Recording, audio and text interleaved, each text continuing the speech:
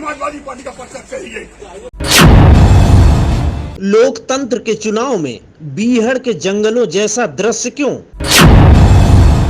जिला पंचायत अध्यक्ष चुनाव के बाद ब्लॉक प्रमुख चुनाव में छीना झपटी।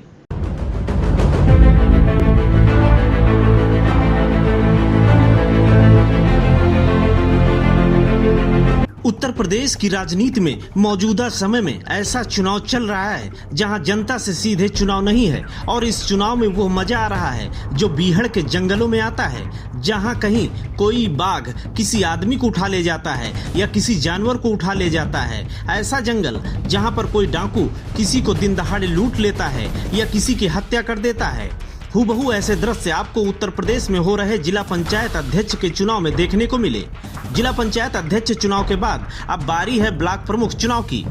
जिला पंचायत अध्यक्ष चुनाव में कोई नामांकन नहीं करा पाया तो कोई वोट नहीं डाल पाया, तो कोई चुनाव में खड़ा हुआ तो खड़ा ही रह गया मगर चल नहीं पाया। तमाम सारी विभत्स तस्वीरें मीडिया के सामने भी आई, लेकिन उन तस्वीरों से किसी ने लोकतंत्र की हत्या की परिभाषा गढ़ी तो किसी ने सत्ताधारी पार्टी के लिए मास्टर स्ट्रोक भी बताया। लेकिन एक बार फिर ब्लॉक प्रमुख चुनाव के लिए पर्चा खरीदने के दिन ही ऐसी तस्वीरें देखने को मिली जहां समाजवादी पार्टी के नेताओं के साथ पर्चा खरीदते वक्त दुर्व्यवहार हुआ। किसी के हाथ से पर्चा छीना गया तो किसी को उठाकर बाहर फेंक दिया गया। लेकिन जहां ये वाकया घटित हुए वहां के अधिकारी, वहां पुलिस के जवान भी मौजूद थे। आखिर अपना वो कौन सा कर्तव्य निभा रहे थे जिससे कि उनको रात की नींद आ सके। जिला पंचायत अध्यक्ष चुनाव में भारतीय जनता पार्टी ने बाजी मारी, लेकिन ब्लॉक प्रमुख चुनाव में तमाम सारे बड़े नेताओं के अपने लोग फिट होने की फिराक में हैं। ऐसे में प्रशासन का दुरुपयोग खुलकर किया जा रहा है। जिस संविधान के लिए चुनाव कराए जा रहे हैं, दिन दहाड़े उसी संविधान की हत्या जारी है।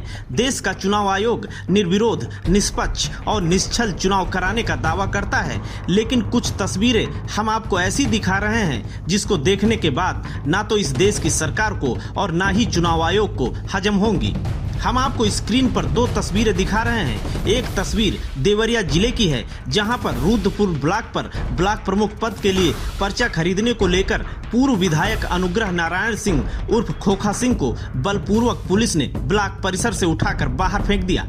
और दूसरी तस्वीर कन्नौज जिले के छिबरा मऊ की है जहां बीजेपी प्रत्याशी बादाम पाल के गुंडों की गुंडई ऐसी कि सपा प्रत्याशी सुमन सिंह के हाथ से पर्चा भी छीन लिया, जबकि तमाम सारे पुलिस के जवान वहां दिख भी रहे, लेकिन उनके सामने ऐसी हरकत हुई कैसे।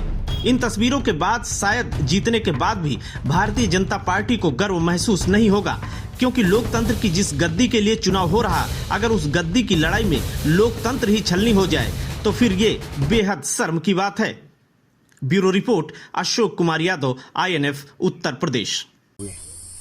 ब्लॉक परिसर पर जब पहुंचे तो वहां दोनों गेटों में ताला लगा हुआ था और वहां भाजपा के लोग भारी संख्या में टेंट लगाए हुए बैठे थे, जिसमें से असलहा लैस शराब भयंकर चल रही थी और ब्लॉक परिसर में घुसने नहीं दिया, गेट के अंदर जाने नहीं दिया और जब जाने का प्रयास किया तो धमकाया, गाली गलौज किया, मारने का प्रयास किया, अपमान किया एक तरह से।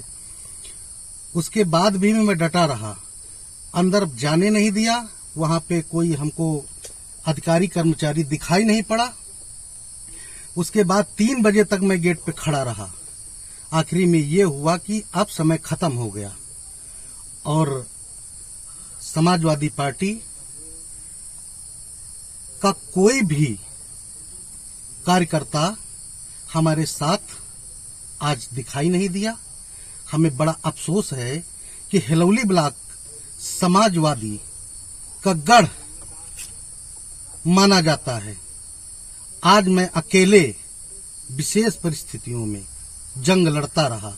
मैं समाजवादी का एक सिपाही हूं, मैं लड़ता रहूंगा।